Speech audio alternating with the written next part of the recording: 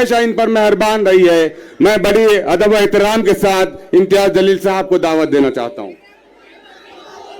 अस्सलाम वालेकुम वरहमतुल्लाहि वबरकातुहू। हबीब मिल्लत जनाब अकबरुद्दीन अवैसी साहब, मैं अकबर भाई जब मेरे बाजू आकर बैठे तो मैंने अकबर साहब को बताया कि अकबर साहब, ये इतने सारे आपके चाहने वाले हैं, लेकिन इनसे ज़्यादा चाहने वाले ये जो स्टेज के ऊपर खड़े हुए हैं ये लोग हैं। कल महाराष्ट्र के अंदर आंधी आ जाए, तूफान आ जाए, कुछ भी आ जाए, खबर में तो मेरा अकबर ही रहने वाला है। बहुत दिनों से इंतज़ार था तुम्हें कि कब आएंगे, ये लो आ गए। अकबर अवैसी साहब, ये चिराग को देखकर मचल रही है हवा। मेरे शहर में कुछ दिनों से बहुत तेज चल रही है हवा। बना रहे हैं किस्से जो मेरी नाकामियों के, उन्हें क्या खबर है कि रुख बदल रही है हवा। अल्हम्दुलिल्लाह, मैं सबसे पहले तो अल्लाह रब्बुल इज़्ज़त का तहे दिल से शुक्रिया अदा करता हूँ। मैं जितना अल्लाह का शुक्र अदा करूँ वो कम है। ये मोहब्बतें, ये दीवानगी, ये जुनून पिछले 10 साल से आपने इसमें कमी नहीं, बल्कि हर बार ये बढ़ती ही जा रही है। आपने मुझे मौका दिया। बैरिस्टर असदुद्दीन अवैसी साहब, अकबरुद्दीन अवैसी साहब ने मुझ पर एतमाद जताया। 2014 में एमएलए बनाकर आप लोगों ने भेजा। 2019 के अंदर जब सारी दुनिया कहती थी कि एमपी बनना आसान नहीं है, लेकिन मेरे ये गयूर मुसलमानों ने, दलितों ने, पिछड़ों ने एक आवाज़ लगाई और अल्हम्दुलिल्लाह आपने पार्लियामेंट के अंदर मुझे भेजा। 2024 में जब हमें नाकामियों का सामना करना पड़ा तो यकीनन आप भी मायूस थे, मुझे भी अफसोस था, लेकिन उसके बावजूद भी मैं ये लेकर आगे बढ़ा कि आज जो भी होता है, अल्लाह जो भी करता है वो बेहतरी के लिए करता है। जो भी फैसला अल्लाह का होता है उसमें उसकी रजामंदी होती है। शायद हो सकता है कि अल्लाह ने वहां नाकामयाब किया था तो यहां कामयाब करने वाला है। अल्लाह ने यह सोचा होगा कि बैरिस्टर असदुद्दीन अवैसी साहब पार्लियामेंट में अकेले संभाल सकते हैं। असद साहब का वो बयान आज भी मेरे मोबाइल में है, जब असद साहब ने कहा था कि मुझे अफसोस है कि मेरा बाजू इम्तियाज जलील मेरे साथ में नहीं है। दोस्तों, मैं आज पूरे यकीन, पूरी जिम्मेदारी, एक सच्चाई के साथ मैं आपको ये बात बताना चाहता हूं।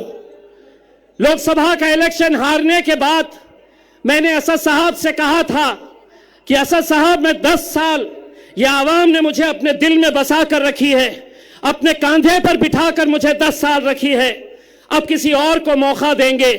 लेकिन असद साहब ने मुझसे कहा था कि इम्तियाज, आज महाराष्ट्र के अंदर जो हालात है, महाराष्ट्र के अंदर जो फिरका परस्ती है, कोई आवाज उठाने के लिए तैयार नहीं है। उन्होंने अपना हुक्म दिया कि किसी भी हालत के अंदर तुम्हें महाराष्ट्र की विधानसभा के अंदर जाकर इन लोगों की आवाज बनना है और लड़ना है हुकूमत से आंख में आंख डालकर। मेरे कायद का हुक्म सर आंखों पर, लेकिन आप वो साजिशों को भी समझिए कि जो आज एक उम्मीदवार को मजलिस को खत्म करने के लिए कैसे कैसे हथकंडे अपनाए जा रहे हैं, क्या साजिशें खेली जा रही है।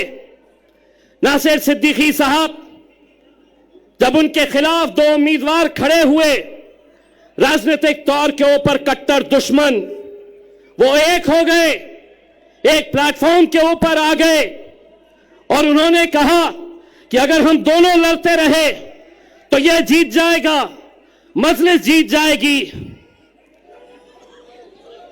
वो जो इतने इतने हिस्सों में बटे हुए हैं वो एक हो रहे हैं, जिसका एक अल्लाह, जिसका एक रसूल। हम कैसे बट रहे हैं? हम क्यों बट रहे हैं? कौन बांट रहा है हमें? 28 उम्मीदवार, 28 उम्मीदवार पूरे महाराष्ट्र के अंदर सबसे ज्यादा मुसलमान उम्मीदवार अगर खड़े किए गए तो वो औरंगाबाद की पूर्व सीट से, जहां मजलिस इत्तेहादुल मुस्लिमीन ने मुझे खड़ा किया है, 28 खड़े नहीं हुए, खड़ा किया गया है।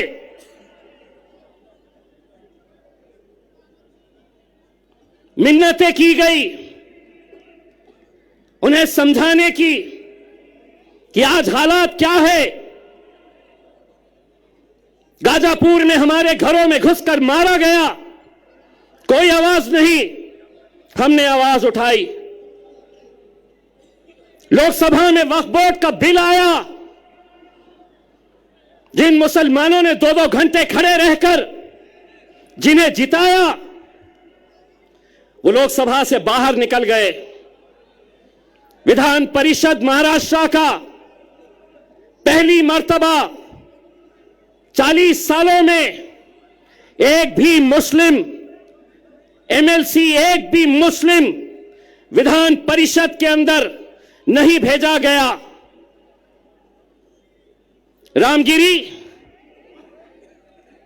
जब हमारे हुजूर के खिलाफ, नबी करीम सल्लल्लाहु अलैहि वसल्लम के खिलाफ गुस्ताखी करता है, कोई नहीं, कोई नहीं,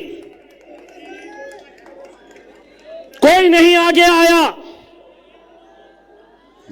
अरे हमारा वजूद, हमारी पहचान, हमारी शिनाख्त, हमारी जिंदगी जिसके लिए कुर्बान है, उसके खिलाफ गुस्ताखी हो रही है, तो भी हम अपनी नफरत की राजनीति में बटे हुए हैं। लोग समझते थे कि वो बोलेगा और हम सुन लेंगे, वो कोई और होंगे सुनने वाले। इम्तियाज जलील नहीं सुनेगा, तुम्हारे बाप से आंख में आंख डालकर टक्कर लेगा। एक आवाज हमने क्या लगाई? अल्हम्दुलिल्लाह पूरा हिंदुस्तान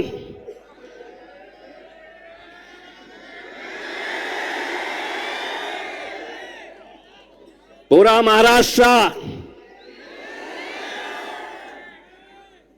बोले इतने कहां से आए? इतने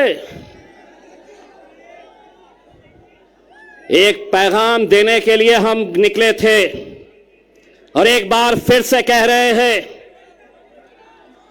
एक बार फिर से कह रहे हैं, आप हमें गाली दो, हमारे खिलाफ बोलो, हम सुन लेंगे, लेकिन हुजूर के खिलाफ अगर कोई गुस्ताखी करेगा, ईंट का जवाब।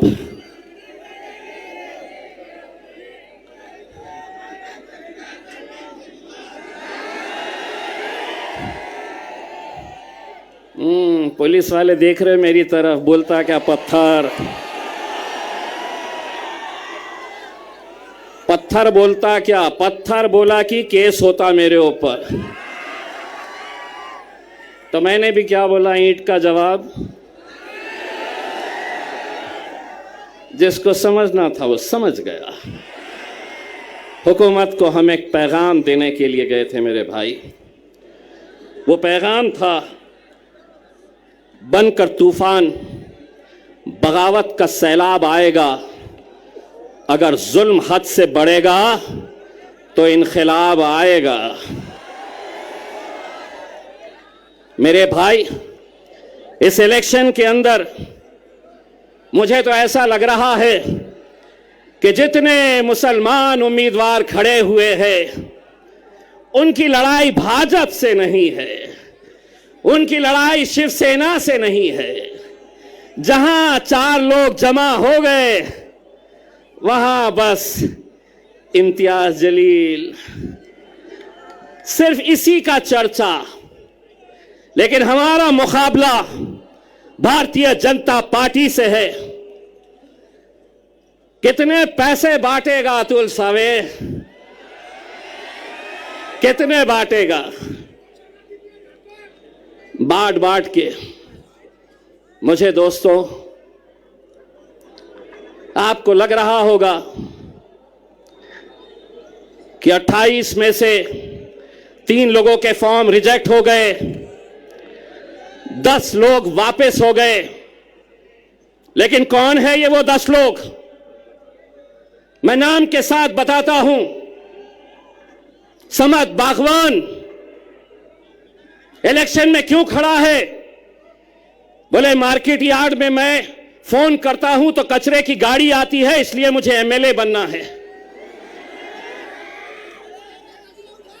मैं ऐसे लोगों को आपके सामने लाना इसलिए चाहता हूं कि कल 3 बजे तक जब वापस लेने का फॉर्म वापस लेने का वक्त था, मेरे लोग जा जाकर गिड़गिड़ा रहे थे।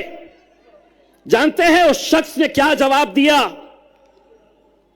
अगर 5 लाख रुपए देंगे तो बैठता हूं, नहीं तो जल्दी बोलो, भाजपा वाले मुझे फोन कर रहे हैं इससे ज्यादा देने के लिए। ये दौर में हम आ गए हैं कि जहां कौम के 10-15 लोग पूरे लाखों लोगों की दलाली करने के लिए निकले हुए हैं। हर इलेक्शन के अंदर इलेक्शन को धंधा बना दिया गया है। बार बार 18 उम्मीदवार। मैं तो सलाम करता हूं एसडीपीआई के मेरे भाई कलीम को, जिसने खुद से कहा कि मैं बैठूंगा आपके लिए, कौम के लिए। कहां है? हाथ बताइए। मैं सलाम करता हूं ऐसे नौजवानों का।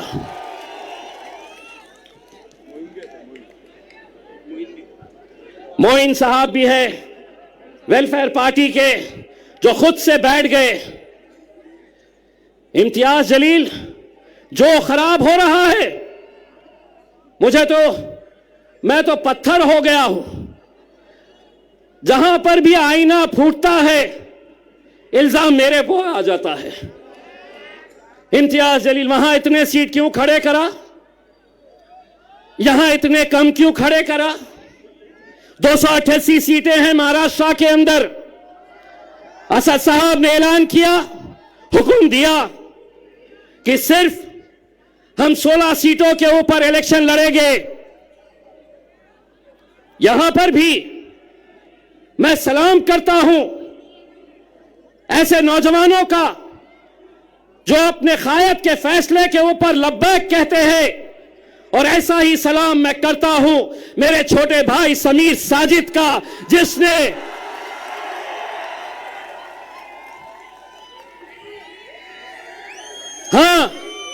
समीर साजिद भी नाराज हुआ, उसे भी थोड़ा गुस्सा आया। जानते हैं, जिस दिन असद साहब का फैसला आया उसके दूसरे ही दिन शहर के जितने भी मजलिसी मुखालिफीन हैं उन्होंने समीर को फोन किया और कहा कि अब तू हमारे साथ आ जा, हम दिखाएंगे मजलिस को, हम बताएंगे असद साहब को, अकबर साहब को और इम्तियाज जलील को। लेकिन ये नौजवान लड़के ने कहा कि मैं पहले भी मजलिस में था, आज भी मजलिस में हूं और कल भी मजलिस में रहूंगा। समीर भाई, तुम्हारी कुर्बानी मजलिस भूलेगी नहीं। इलेक्शन जिस दिन खत्म होगा, इंशाल्लाह दूसरे ही दिन तुम्हें महाराष्ट्र की एक बड़ी जिम्मेदारी दी जाएगी इंशाल्लाह। मेरे भाइयों, कुछ उम्मीदवार आप देख रहे होंगे, टिकट नहीं दिए,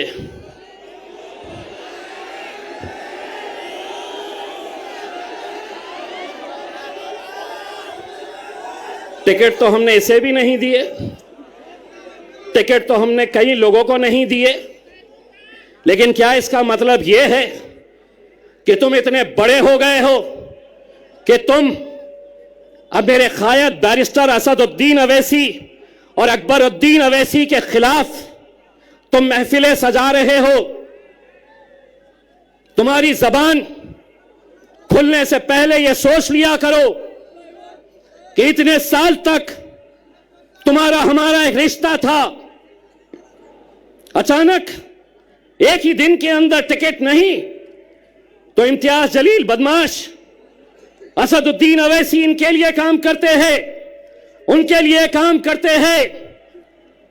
इंशाअल्लाह औरंगाबाद की ये आवाम बताएगी, जो मजलिस के खिलाफ जाएगा अपनी जमानत भी बचा कर लेकर आ गया तो बहुत बड़ी बात समझ लेना। ये वो शहर है जिसने हिंदुस्तान को इत्तेहाद क्या होता है ये बताया। हिंदुस्तान के बाहर भी लोग औरंगाबाद की एक पहचान इत्तेहाद के नाम से जानते हैं मेरे भाइयों। और आज उसी इत्तेहाद को खत्म करने की कोशिश की जा रही है। पैसा भारतीय जनता पार्टी दे रही है। पैसा नासिर के खिलाफ एकनाथ शिंदे की तरफ से आ रहा है कि इनको खरीदो, इनके वोटों को तस्लीम करो, इनको बांटो। ये लोगों ने शायद मेरा डायलॉग सुना नहीं है। देवेंद्र फडणवीस, एकनाथ शिंदे, नरेंद्र मोदी बाजार में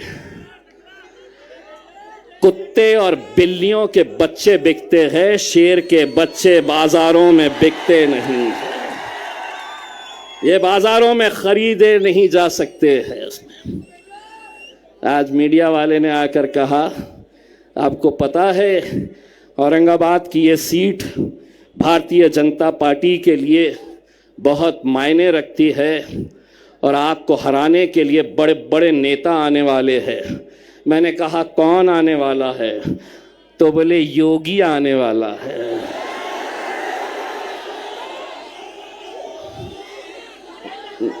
मैं बोला अच्छा टकलो, टकलो यहां पर भी। लेकिन एक बात याद रखना टकलो, भाषण के बाद कटकट गेट में आके नान खलिया खा के जरूर जाना मेरे भाई, बहुत मजा आएगा।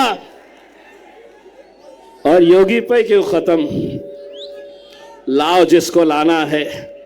इतनी एक बात गारंटी के साथ कहता हूं, जहां तक नजर जा रही है, देवेंद्र फडणवीस, एकनाथ शिंदे, अजीत पवार, शरद पवार, उद्धव ठाकरे, नाना पटोले, पूरे के पूरे आ जाओ, इतने जमा करके दिखाओ। ये अकेले किसके नाम पे आए हैं मालूम है? ये अकेले किसके लिए आए हैं? मेरा अकबर। 10 साल का इंतजार खत्म होने वाला है। पेटी बांध लो, मौसम बिगड़ने वाला है। मैं अब आपसे इजाजत लेता हूं और यही उम्मीद करता हूं कि 20 तारीख के दिन आप सबको निकलना है, मजलिस को कामयाब करना है। और हां, जाते जाते इतना कहना चाहता हूं, अकबर भाई का ये एक ही जलसा नहीं है, अभी 2 बार और आने वाले हैं। आज टेस्ट मैच खेलेंगे, दूसरे में वनडे खेलेंगे और तीसरे में 2020। बहुत बहुत शुक्रिया। वाखिर हिस्से के पहले जिन्हें आप सुनना चाहते हैं मैं उनको यहाँ पर आवाज़ दो। मैं अकबर साहब, आली जनाब इम्तियाज़ जलील साहब से गुजारिश करता हूँ कि पार्टी का मैनिफेस्टो बनाया गया है, उस मैनिफेस्टो का जो है तो इस मौके पे यहाँ पर इजरा किया जाए।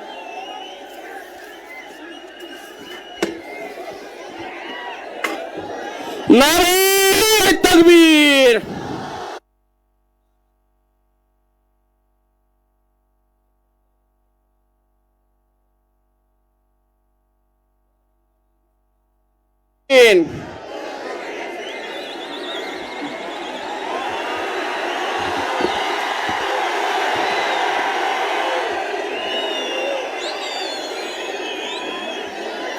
औज़ु बिल्लाहि मिनश शैतानिर रजीम, बिस्मिल्लाहिर रहमानिर रहीम।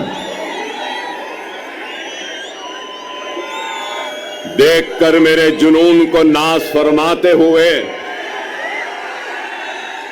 देखकर मेरे जुनून को नाज फरमाते हुए मौत शर्माती है मेरे सामने आते हुए। फिर उठूंगा अबर की मानन, बल खाता हुआ, घूमता फिरता, गरजता गूंजता गाता हुआ, वलवलों से बरख की मानन लहराता हुआ, मौत के साए में रहकर मौत पर छाया हुआ, मौत के साए में रहकर मौत पर छाया हुआ।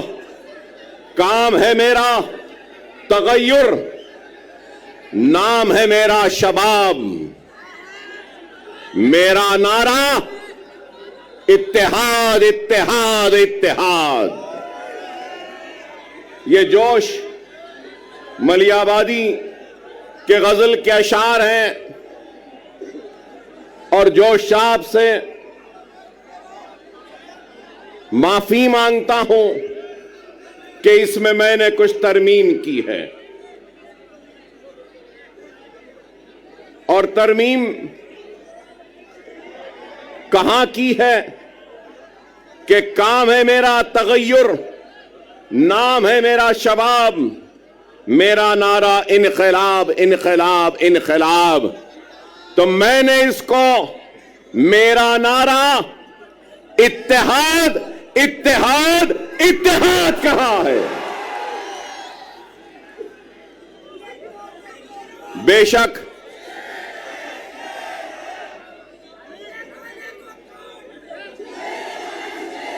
माफ करना, मुझे यह नारा पसंद नहीं। मैं शेर नहीं हूं, मैं मोहम्मद मुस्तफा सल्लल्लाहु अलैहि वसल्लम का गुलामों के गुलामों के गुलामों के गुलामों के गुलामों के जूतियों का दूल हूं। मैं शेर ना हूं, ना मुझे शेर बनना है। 10 साल पहले भी अगर महाराष्ट्र का रुख किया था तो आपको शेर बनाने के लिए रुख किया था। क्या शेर बनना है? शेर बनना है आसान सा है। नमाज के पाबंद बन जाओ, कुरान को तर्जुमे से पढ़ो, सुन्नत रसूलुल्लाह को अपने जिंदगी का हिस्सा बना लो, यतीमों के सर पर हाथ रखो, बेवाओं की मदद करो, जुल्म के खिलाफ आवाज बुलंद करो और दुनिया तुम्हें शेर कह के पुकारेगी। आसान। 10 साल पहले भी अगर आपके दरमियान में आया था तो इत्तेहाद के पैगाम को लेकर आया था। उस इत्तेहाद के जरिए नाइंसाफियों को इंसाफ में बदलना चाहता था, हक तलफी को हक में तब्दील करना चाहता था, नाइंसाफी को इंसाफ में बदलना चाहता था,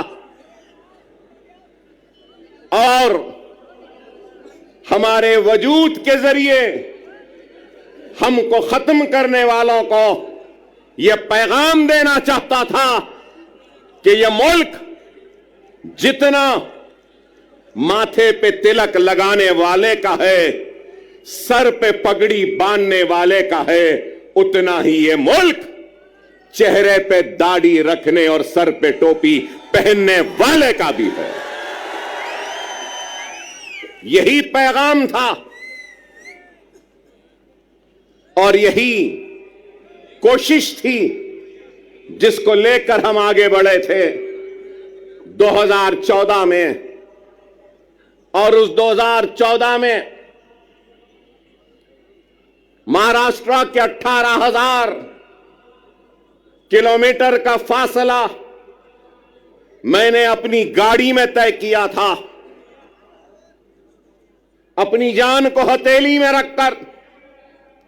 डराया गया, धमकाया गया, लेकिन न डरे न घबराए, बेखौफ होकर बेबाकी के साथ इज़ारे हक को बयान किया और सिर्फ आपसे अगर इल्तिजा की, आपसे दरखास्त की और आपसे अगर गुजारिश की तो सिर्फ और सिर्फ इत्तेहाद, इत्तेहाद और इत्तेहाद कहा। मैं ये भी याद दिलाऊं कि अकबरुद्दीन ओवैसी 10 साल पहले भी अगर आया था तो इत्तेहाद के लिए आवाज को उठाई थी, दरखास्त की थी, तो अपने इस शेरवानी के दामन को फैलाकर अपने कलमगो भाइयों के सामने एक इत्तेहाद का भिखारी बनकर अपनी शेरवानी के इस टुकड़े को आगे बढ़ाया था और यही कहा था कि ये इत्तेहाद का भिखारी आया है, तुम अपने इत्तेहाद की खैरात मेरे दामन में डाल दो।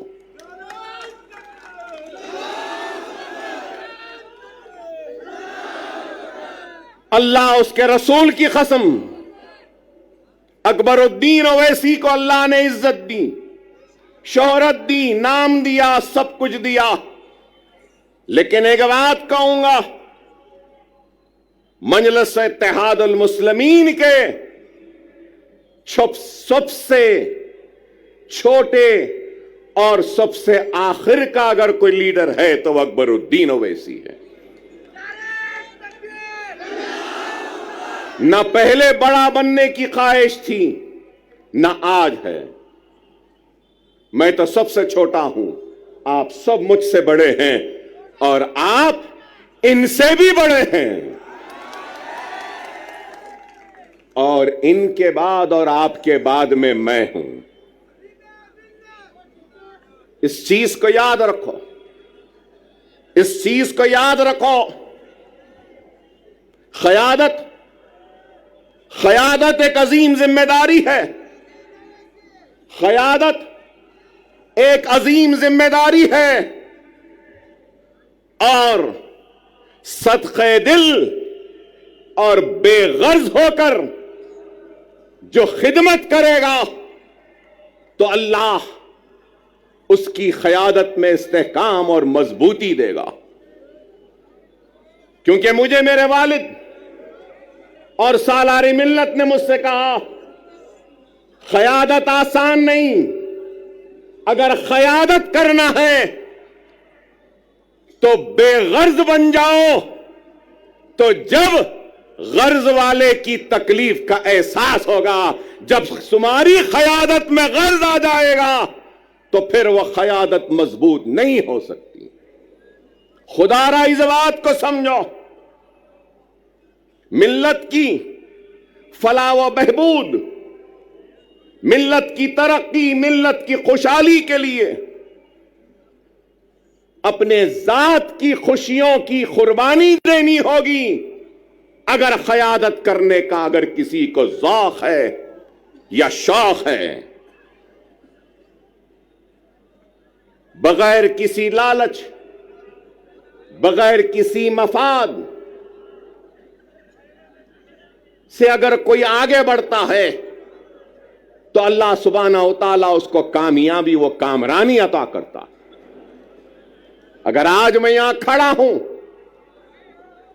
तो लोग समझेंगे कि 10 बरस बाद अकबरुद्दीन ओवैसी यहां आया है, तो याद दिलाना चाहता हूं 10 बरस पहले इम्तियाज जलील नहीं थे, 10 बरस पहले वारिस पठान नहीं थे, 10 बरस पहले हमारे मालेगांव के एमएलए साहब नहीं थे, मुफ्ती साहब नहीं थे, 10 बरस पहले हमारे धुलिया के एमएलए नहीं थे। अरे मैं क़यादत बनाने आया था, क़यादत बनी, महाराष्ट्र की बागोदौड़ इन जिम्मेदार हाथों के हवाले किया और इन जिम्मेदार हाथों ने इस क़यादत को आगे बढ़ाने की, ले जाने की बड़ी ही ईमानदारी के साथ, पूरे खुलूस के साथ कोशिश की बैरिस्टर असदुद्दीन ओवैसी साहब की क़यादत में। और आज 10 बरस बाद अगर आया हूं तो इस क़यादत को मजबूत करते हुए, इनको आगे बढ़ाकर इनके पीछे मजलिस के झंडे को थामने के लिए आया हूं। अकबरुद्दीन ओवैसी को कभी किसी चीज की ख्वाहिश व हसरत नहीं, हर वक्त यही पैगाम वो दावत देता रहा, आज भी दे रहा हूं। आपकी सरजमीन से आओ, काबिल नौजवानों से दरखास्त है, नेक लोगों से दरखास्त है, वुकलाओं से, डॉक्टरों से, इंजीनियर से, मिल्लत का दर्द रखने वालों से इल्तिजा है, आओ, जज्बे को लेकर आओ, दियानत के साथ आओ, इखलास के साथ आओ, खुलूस के साथ आओ। मैं अपनी कुर्सी पर तुमको बिठाऊंगा और तुम्हारे कदमों के पास खुद बैठ जाऊंगा। जमाती जिंदगी में शख्सियतों की अहमियत नहीं होती, याद रखो। शख्सियतें आती रहेंगी, जाती रहेंगी, जमात कायम व दायम रहेगी। जमात की अहमियत है, अकबरुद्दीन ओवैसी की भी अहमियत नहीं है, जमात की अहमियत है और ये इत्तेहाद की अहमियत है। अगर ये इत्तेहाद है, जमात है, तो यकीन मानो हम शेर हैं। अगर ये इत्तेहाद नहीं, जमात नहीं, तो फिर कुछ भी नहीं। खुदारा समझो, आज इंतखाबात का वक्त है। इंतखाबी मैदान में कई जमातें हैं, हजारों जमातें मैं कहूंगा, और शायद मैं गलत ना हूं तो विड्रॉयल के बाद करीब 4000 से जायद उम्मीदवार अपनी किस्मत आजमा रहे हैं। 4000 से जायद बेशुमार जमातें। 10 साल पहले बीजेपी थी, शिवसेना थी और राष्ट्रवादी कांग्रेस थी, कहीं पर समाजवादी पार्टी भी थी। लेकिन आज कांग्रेस है,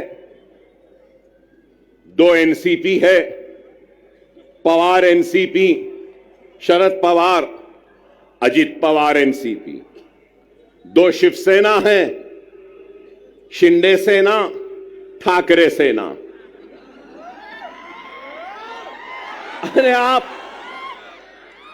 अंदाजा लगाइए कितनी पार्टियां हो गई। मेरा एक ही सवाल है, मेरा एक ही सवाल है, हिंदुत्व पे अमल करने वाली जमातें शिवसेना, भारतीय जनता पार्टी, सही है ना? हिंदुत्व, अब हिंदुत्व की आइडियोलॉजी पे कायम रहने वाली शिवसेना के दो टुकड़े हो गए दो टुकड़े। आइडियोलॉजी तो दोनों की है एक ही। अब सवाल यह है कि कांग्रेस ने उद्धव ठाकरे से इत्तेहाद किया, पवार ने उद्धव ठाकरे से इत्तेहाद किया और एक 3 पार्टियों का एक गुट बना।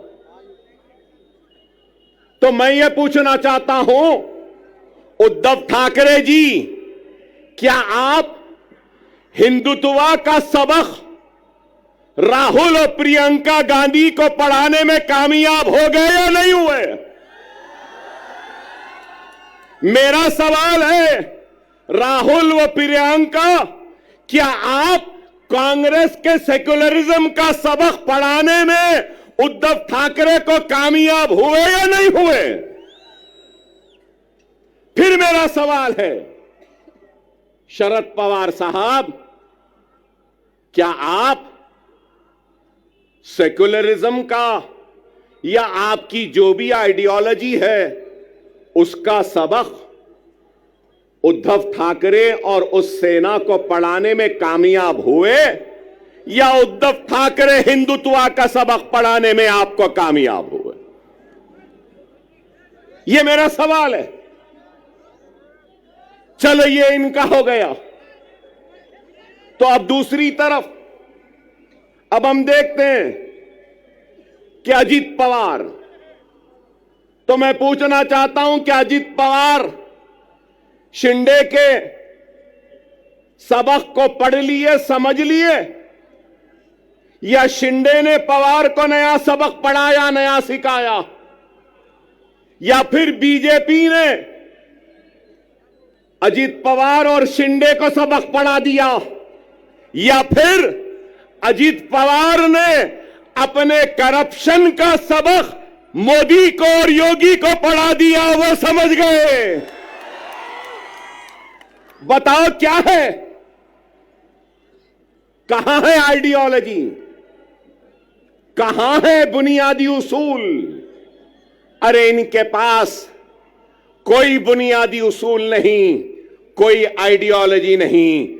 अगर कुछ चाहिए तो इनको इख्तिदार चाहिए, इनको गद्दी चाहिए, इनको तख्त चाहिए।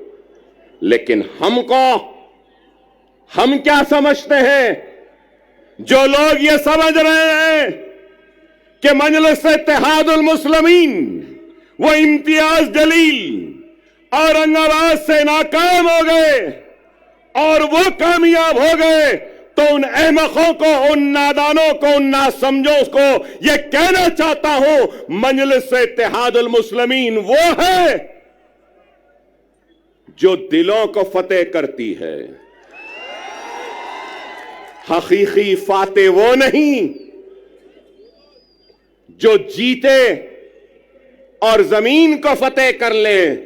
हकीकी फाते वो होता है जो दिलों को जीतता है और दिलों को फतेह करता है। हमारा काम दिलों को जीतना है, दिलों को फतेह करना है। हमारा काम इख्तिदार के कुर्सियों पर बैठकर मजे लूटना नहीं है।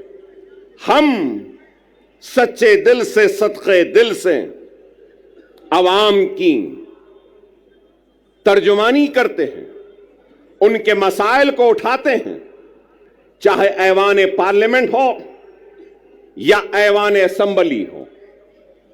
मजलिस इत्तेहादुल मुस्लिमीन मसाइल को उठा रही है। मजलिस इत्तेहादुल मुस्लिमीन बेशक मुसलमानों की आवाज बनती है, मुसलमानों के मसाइल को उठाती है, लेकिन उसके साथ हर मजलूम की आवाज भी बनती है, दलितों की भी आवाज बनती है, तो हर किसी की आवाज बनती है, बैकवर्ड क्लास की बनती है, ओबीसी की बनती है, मराठा समाज की बनती है, तो हर समाज की आवाज बनती है। बेशक अकबरुद्दीन ओवैसी मुसलमान हैं, मैं ला इलाहा इल्लल्लाह मुहम्मदुर रसूलुल्लाह कलमा पढ़ने वाला मुसलमान हूं। मुझे नाज है मुसलमान होने पर, तो मुझे फख्र है हिंदुस्तानी होने पर। मैं फख्र से कहता हूं कि मैं हिंदुस्तानी हूं। हम हर एक के मसाइल उठाते, यहां पे बैठे हमारे दलित समाज के लोग हैं, दूसरे समाज के लोग हैं, बैकवर्ड क्लासेस के हैं, मुसलमान भी हैं, हर कोई है। मैं यही बात कहना चाहता हूं, हां मुसलमान की आवाज बनकर हम मुसलमान के मसाइल को उठाते हैं। मैं उठाता हूं, मुझे शर्मिंदगी नहीं है इस बात का इकरार करते हुए कि मुसलमान हूं, मुसलमानों की आवाज बनता हो, मुसलमान की तकलीफ को बयान करता हो, मुसलमान की हक तलफी पे लड़ता हो, मुसलमान की हक की लड़ाई लड़ता हो और नाइंसाफी पर आवाज को बुलंद करता हो। इसलिए कि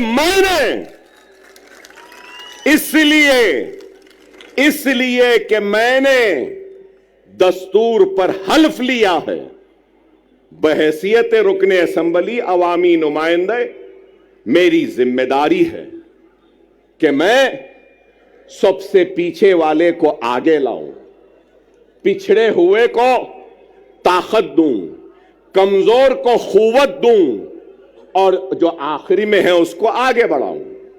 क्या लीडर की यह जिम्मेदारी नहीं? क्या कोई ये इस बात से इनकार कर सकेगा कि हिंदुस्तान की सबसे बड़ी अक़लियत मुसलमान रोजी रोटी, कपड़ा, मकान, तालीम, खुशहाली में सबसे पीछे है? और आज हमारी कोशिश वो पीछे जो मुसलमान है उसको आगे लाएं, हमारी कोशिश वो पिछड़ा हुआ मुसलमान उसको आगे लाएं।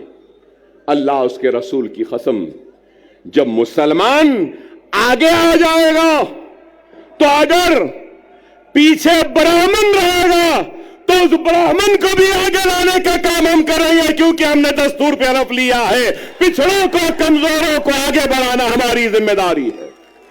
यह हमारी सोच है। लेकिन हमारी सोच को मीडिया हाउसेस, अभी इम्तियाज जलील साहब ने मुझसे कहा कि इनके साथ साथ वो आपके दोस्त आए हैं, तो ये हमारे दोस्त हमको बताते हैं कि हम कम्युनल हैं, हमको बताते हैं कि हम भड़काऊ भाषण देते हैं। भड़काऊ नहीं देते, हम हक बयान करते हैं। वो अलग बात है कि हमारी हक बयानी का जवाब इनके पास नहीं होता तो उसको भड़काऊ बना देते हैं।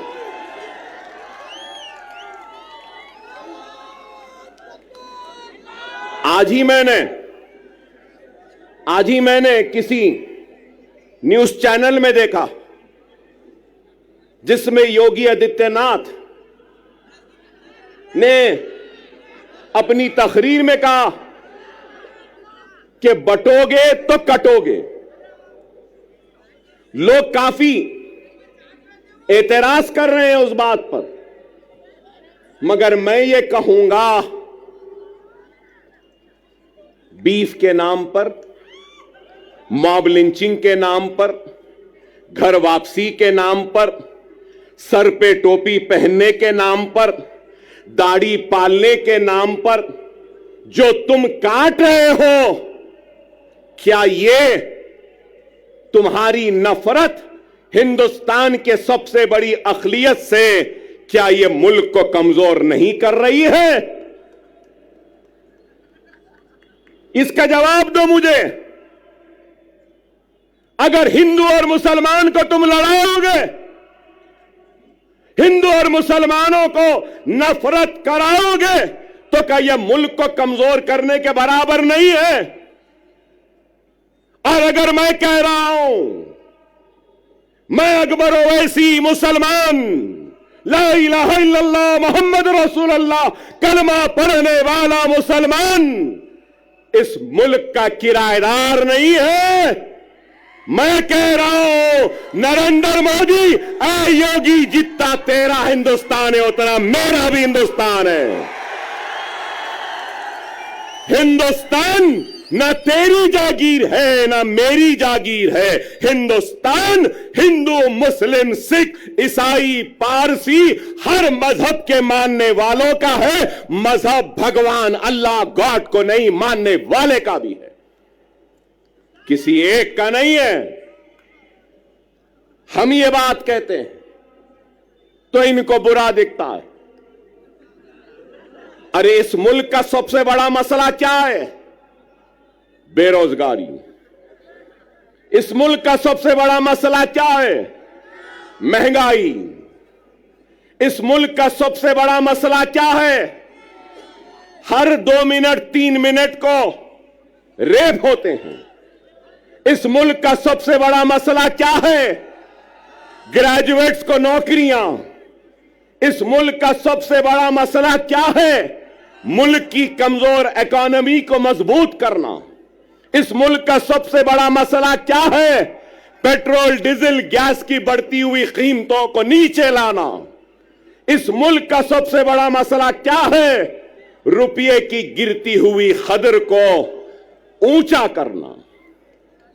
आप बताओ, क्या बेरोजगारी को दूर करने कुछ हो रहा है? महंगाई को दूर करने कुछ हो रहा है? क्या बेघर लोगों को घर देने के लिए कुछ हो रहा है? कुछ नहीं हो रहा है। सिर्फ इस मुल्क को मजहब के नाम पर बांटने की बात कर रहे हैं। योगी की तकरीर को मैंने सुना, बटोगे तो कटोगे कहां? उसके बाद कहा कि जात पात की सियासत। अरे जात पात की सियासत बोलने वाले, तू ये क्यों नहीं कहता कि मजहब की सियासत नहीं करनी चाहिए? ये बात क्यों नहीं कहते?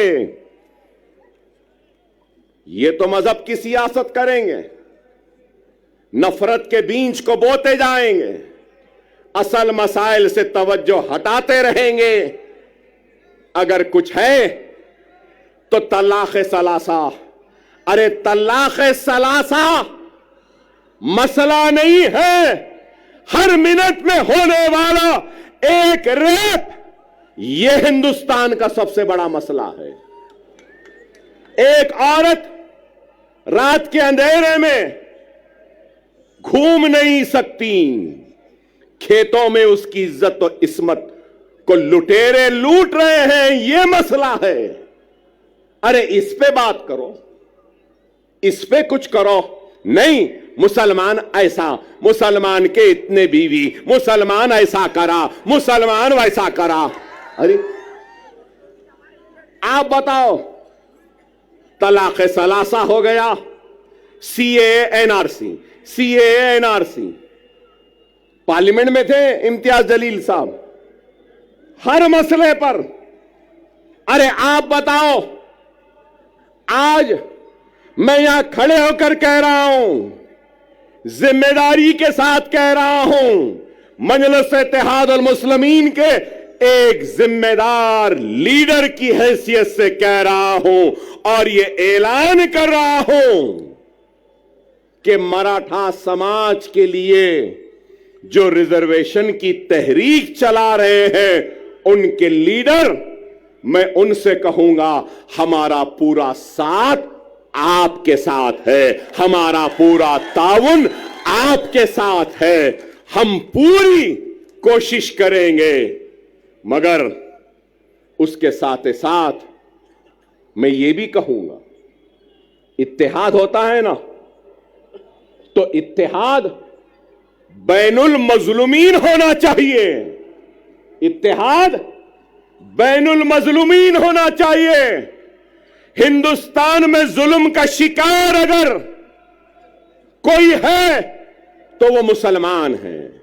हिंदुस्तान में जुल्म का शिकार अगर कोई है तो वो दलित है। हिंदुस्तान में जुल्म का शिकार अगर कोई है तो वो पसमानदा तबकात है। चलो आओ, मराठा, दलित और मुसलमान इत्तेहादुल बैनुल मजलूमीन बन जाते हैं और अपने जुल्म के खिलाफ आवाज को बुलंद करते हैं।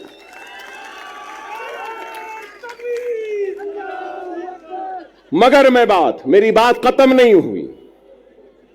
मैं हमारे मराठा समाज के बड़े लीडर जो एहतजाज कर रहे हैं, भूख हड़ताल में बैठे हैं, उनसे कहना चाहता हूं सिर्फ जरंगे पाटिल साहब से, सिर्फ मराठा समाज पिछड़ा हुआ नहीं है,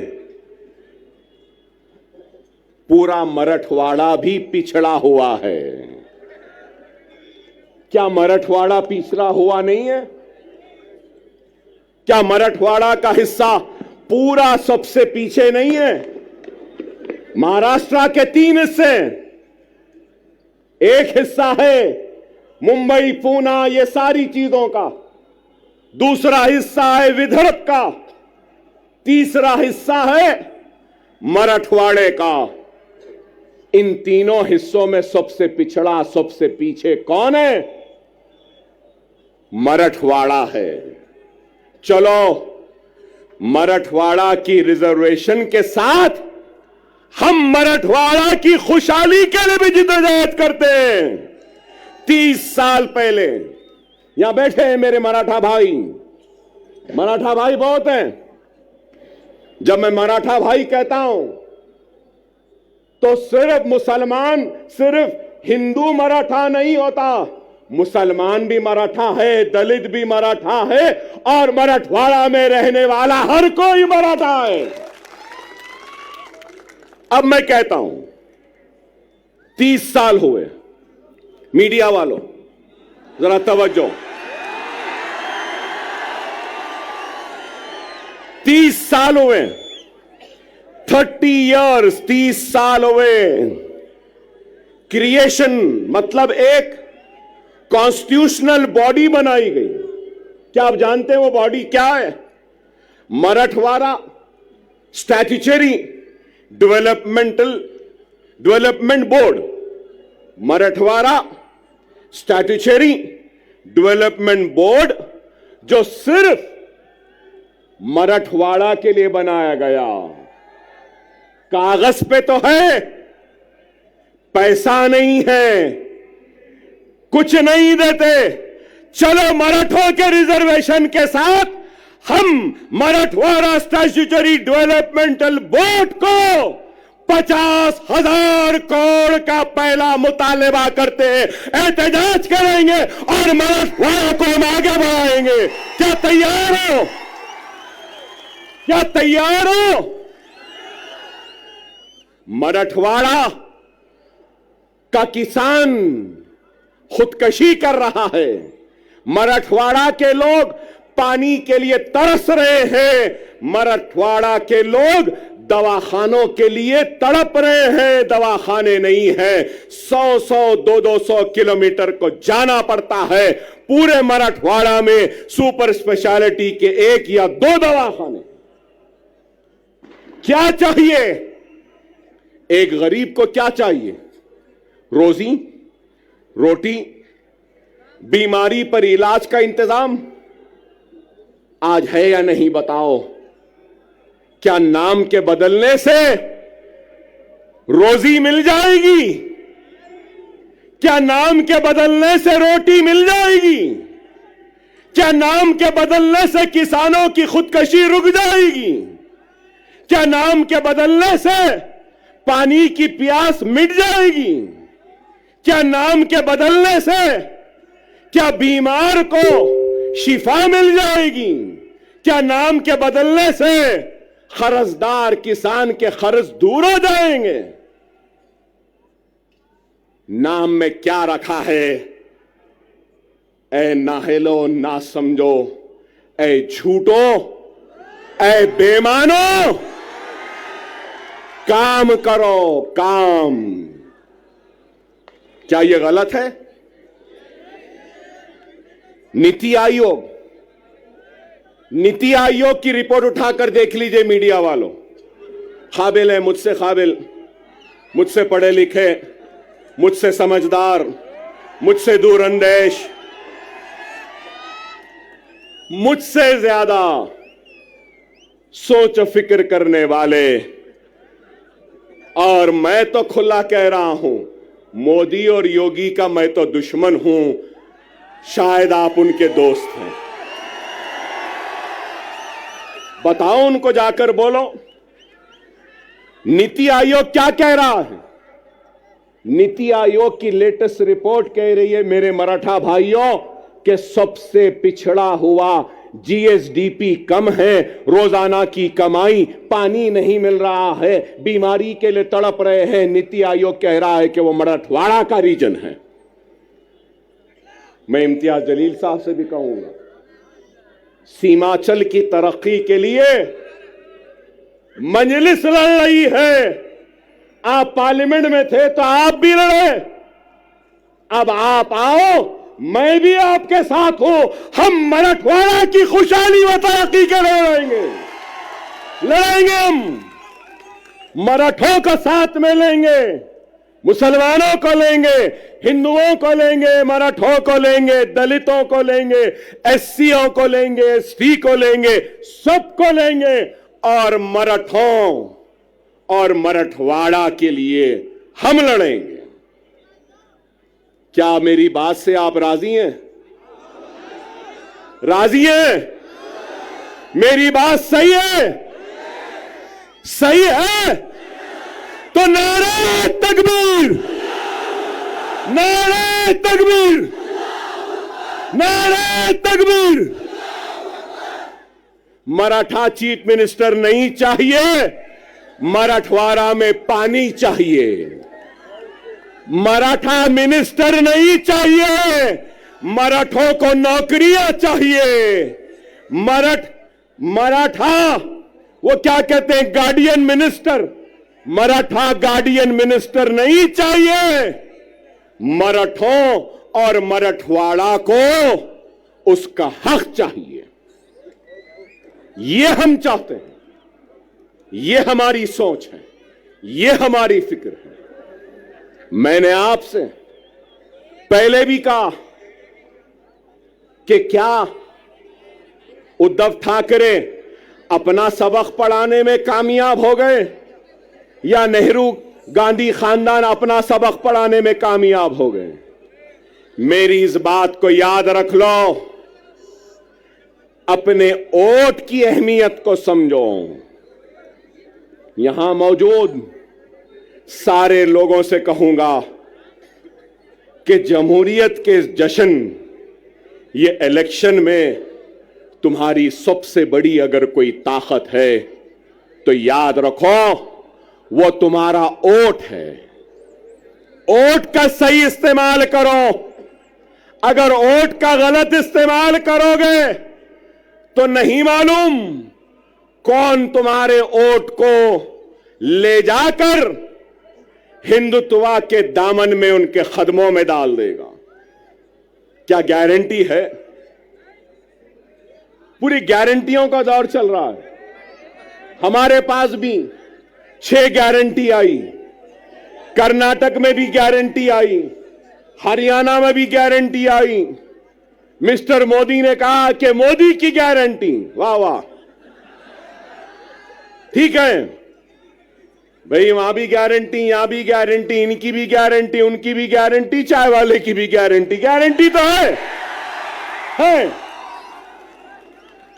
लेकिन ये गारंटी है ना, ये यहां मौजूद ये लोगों का सवाल है, क्या शरद पवार गारंटी देंगे कि इलेक्शन के बाद आप मोदी के साथ नहीं जाएंगे? देंगे? क्या अजीत पवार साहब आप गारंटी देंगे कि इलेक्शन के बाद आप शरद पवार के पास दोबारा वापस नहीं जाएंगे? क्या उद्धव ठाकरे आप गारंटी देंगे कि इलेक्शन के बाद आप फिर चाय वाले के पास चाय की प्याली लेके नहीं जाएंगे? क्या शिंदे गारंटी देंगे कि इलेक्शन के बाद वो ठाकरे के पास दोबारा नहीं जाएंगे? नेहरू और गांधी क्या इस बात की गारंटी देंगे कि वो कभी भी बीजेपी और मोदी के साथ नहीं जाएंगे, हिंदुत्व के साथ नहीं जाएंगे? अरे आज कांग्रेस का शिवसेना के साथ इत्तेहाद करना यह है, इस बात को बोलना है, इस बात को तस्लीम करना है कि हम हिंदू हैं, हिंदुत्व पॉलिटिक्स हम में है और हम हिंदुत्व पॉलिटिक्स को कबूल करते हैं। डायरेक्टली तो कबूल नहीं किए, इनडायरेक्टली कबूल कर लिए। कोई ऐसा खाता है तो कांग्रेस ऐसा खा रही है। यही है, यही है। समझो मेरी इस बात को। सियासी इस शोर और गुल में तुम्हारी आवाज गुम गई है। हर किसी की आवाज है। राव की आवाज है, रेड्डी की आवाज है, पाटिल की आवाज है, पटेल की आवाज है, गांधी की आवाज है, पवार की आवाज है, हर किसी की आवाज है। अगर आवाज नहीं है तो ला इलाहा इल्लल्लाह मुहम्मदुर रसूलुल्लाह कलमा पढ़ने वाले की आवाज नहीं है। और मैं इस सियासी शोर गुल में नारे तकबीर अल्लाह अकबर की आवाज को फिजाओं में गुंजाने के लिए, जोरदार नारा लगाने के लिए आया हूं। अपनी जात के लिए नहीं आया हूं। मैं तुम्हारी इज्जत के लिए आया हूं, तुम्हारे वक़ार के लिए आया हूं, तुम्हारे वजूद का एहसास दिलाने के लिए आया हूं कि हम जिंदा हैं, हम मुर्दा कौम नहीं है। तुम जिंदा कौम हो। अगर तुम जिंदा कौम हो तो उठो, उठो, एक मरकज सियासी पे जमा हो जाओ। उठो और एक हो जाओ। अगर तुम एक नहीं होंगे तो याद रख लो तुम्हारा वजूद खतरे में है। यही जोश, यही वलवला, यही उठना 20 तारीख के दिन है। उठोगे ना? उठोगे ना?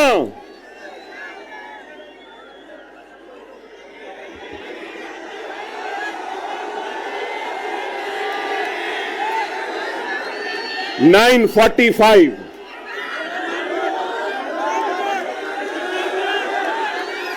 9:45 कैंपेनिंग का टाइम 10 बजे। अभी 15 मिनट बाकी है।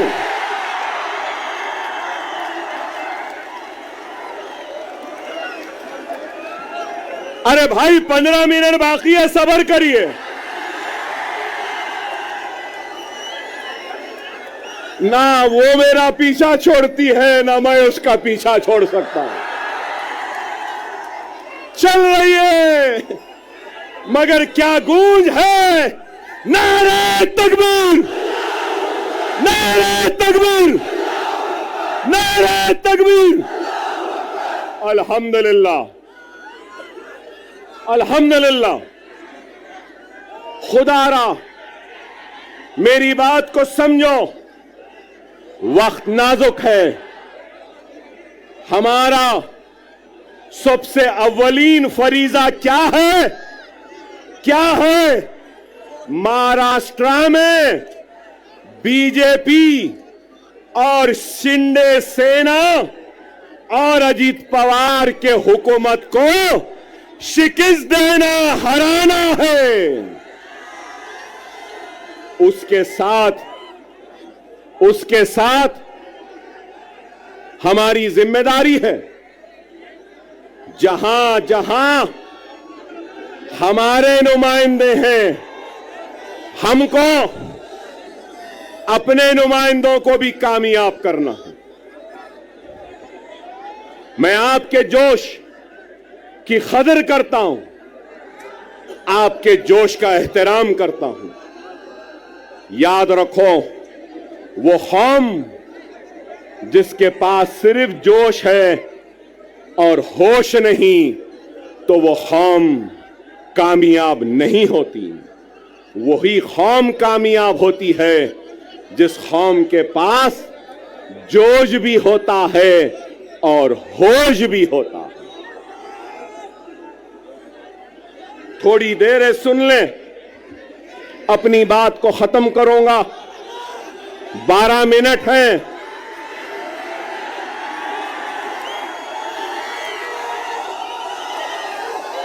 सब्र से सुने, वक्त नाजुक है। मेरा पैगाम है तुमसे कि हिंदुस्तान के तुम किराएदार नहीं, तुम हिंदुस्तान के बराबर के शहरी हो और तुम्हारे हक की लड़ाई लड़ने के लिए आया हो। तुम्हारा ताउन चाहिए, तुम्हारी दुआएं चाहिए, तुम्हारा साथ चाहिए, तुम्हारा जोश साथ चाहिए, तुम्हारा होश चाहिए। क्या ताउन दोगे? क्या तुम्हारी ताकत दोगे? क्या तुम्हारा इत्तेहाद दोगे? अगर मैं आज इस आवाम से इत्तेहाद की अपील कर रहा हूं, तो मजलिस इत्तेहादुल मुस्लिमीन से किसी भी वजह से दूर होने वाले हर फर्द, हर मर्द, हर खवातीन, हर कायद से अपील करता हूं कि आओ, इस जमात में आ जाओ, वापिस आ जाओ। ये जमात तुम्हारी भी है, ये तुम्हारी थी, आओ।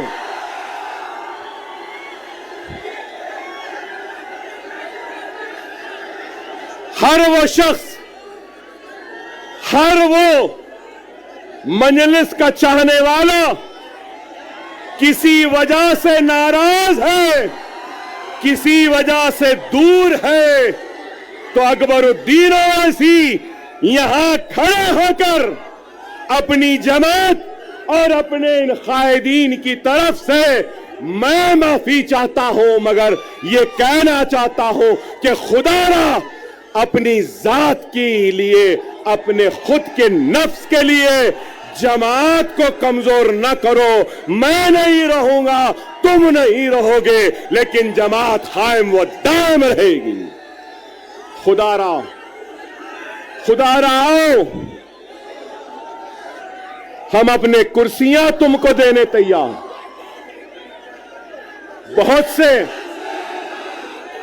उलमा, मशाइखीन, वुकला, डॉक्टर्स, इंजीनियर, रोजमर्रा की मजदूरी करने वाला एक मजदूर या कोई भी मेरा भाई,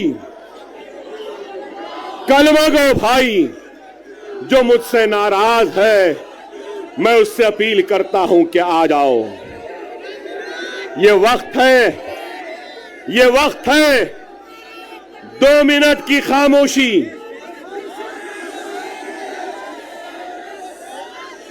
2 मिनट की खामोशी,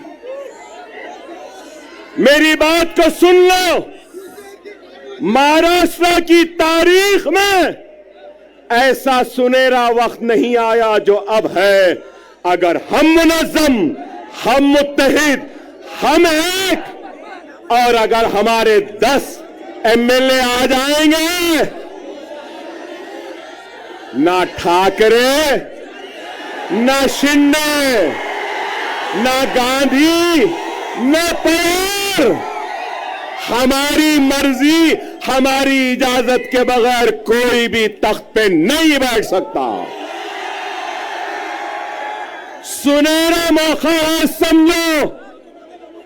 तुम बादशाहगर हो। तुम क्या हो?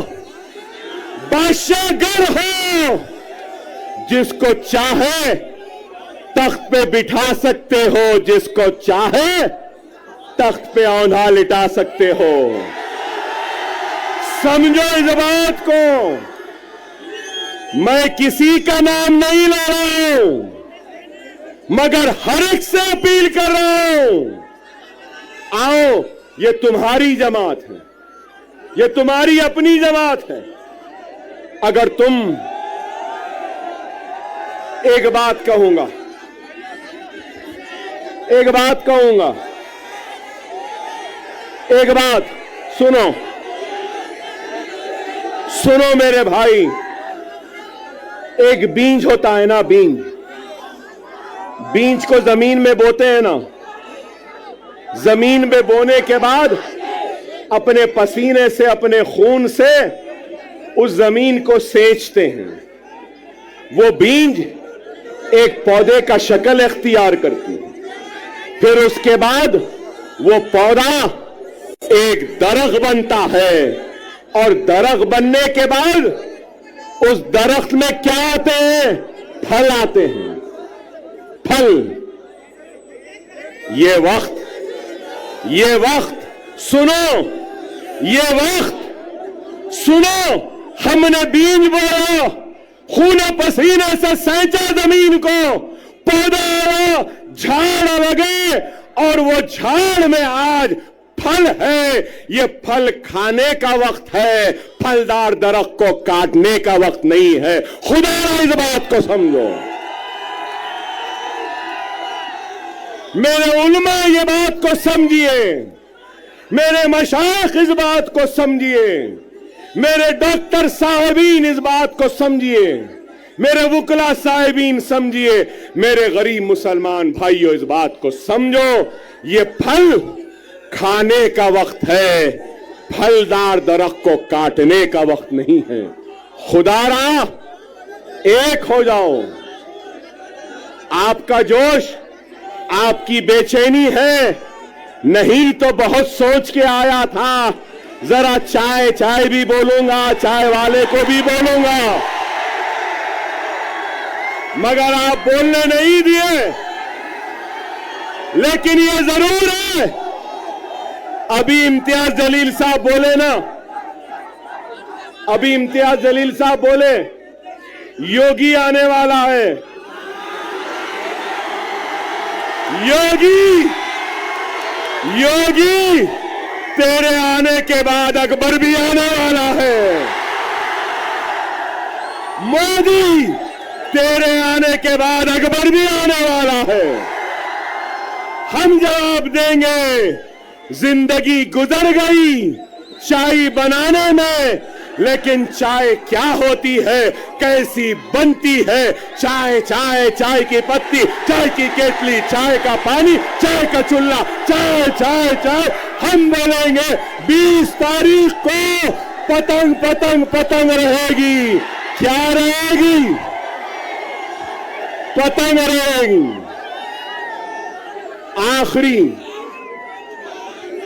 आखिरी अहम बात, आखिरी अहम बात, 10 साल के बाद आया था, अल्हम्दुलिल्लाह जोश तो आज भी है बाकी। 10 साल बाद आया, लेकिन वलवला आज भी बाकी है। 10 साल बाद आया, मगर तुम्हारे जोश ने मुझे और जवान बना दिया। वादा है, वादा है, महाराष्ट्र की सियासत में इम्तियाज जलील और दूसरों के साथ अकबरुद्दीन ओवैसी भी अब खांधे से खांधा मिलाकर खड़ा रहेगा। औरंगाबाद हो, नांदेड़ हो, उस्मानाबाद हो या शोलापुर हो या मुंबई हो, अब अकबरुद्दीन ओवैसी आता रहेगा, जाता रहेगा, हर उम्र पर नजर डालेगा। जिंदगी में मैंने कभी भी वोट नहीं मांगा। मैं 6 इलेक्शन जीत गया। कितने? 6। अब 30 बरस होते हैं। मगर आपसे कहूंगा, आप इस इलेक्शन में मजलिस के साथ साथ इम्तियाज जलील और नासिर साहब के साथ साथ और हमारे दलित भाई के साथ साथ आप अपना वोट अकबर ओवैसी को भी दे रहे हो। आपकी हर तकलीफ में अकबर ओवैसी आएगा, आपके हर दुख में आएगा, आपके साथ रहेगा। इंशाअल्लाह ताला हम 20 तारीख को आसमान में सिर्फ पतंग पतंग पतंग पतंग पतंग पतंग पतंग रहेगी। नारे तकबीर, नारे तकबीर, नारे तकबीर। हिंदुस्तान, हिंदुस्तान, हिंदुस्तान। हम सब एक हैं, हम सब एक हैं और हम सब एक रहेंगे। औरंगाबाद हमारा था, हमारा है, हमारा रहेगा। वाखिर दार अल्हम्दुलिल्लाह रब्बिल आलमीन।